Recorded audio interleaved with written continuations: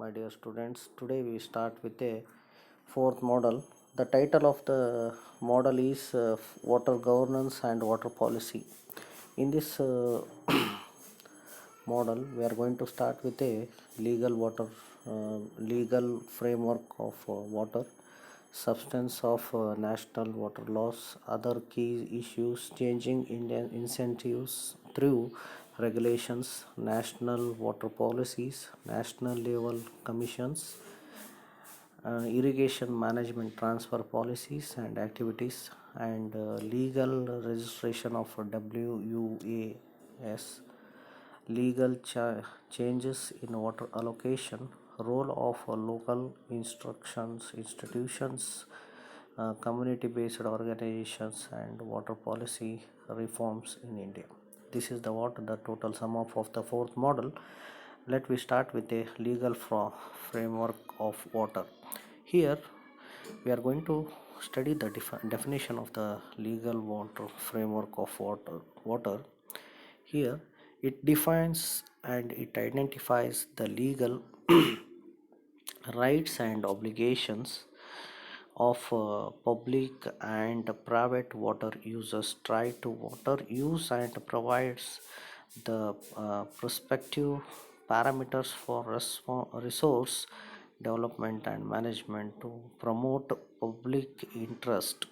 Here the legal framework is nothing but we are bonding with what the law with a legal law with different obligations and also the users, whether it is a public and also the private users will be there.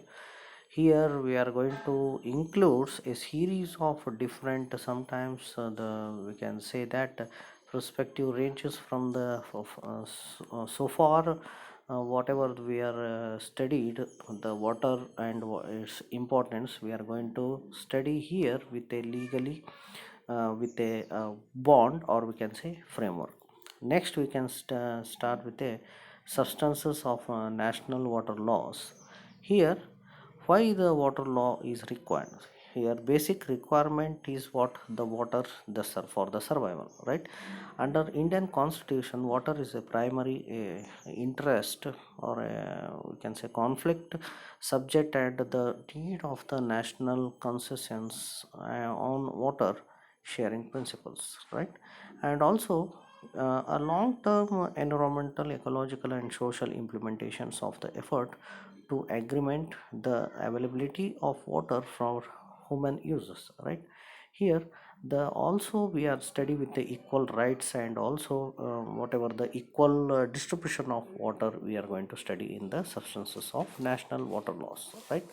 Next is nature, or a whatever the scope. Okay, the proposed national water law is not intended to centralize water management or to change the state center relations. Okay, then we can say that how will the water law will be enhanced, right?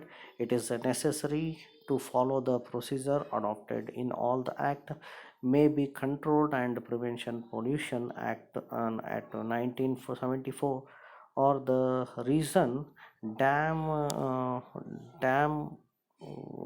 whatever the inference act will be there, that or you can say safety act, that a certain number of state assembly can uh, pursue to pass resolutions, and then the central can enact the law, right?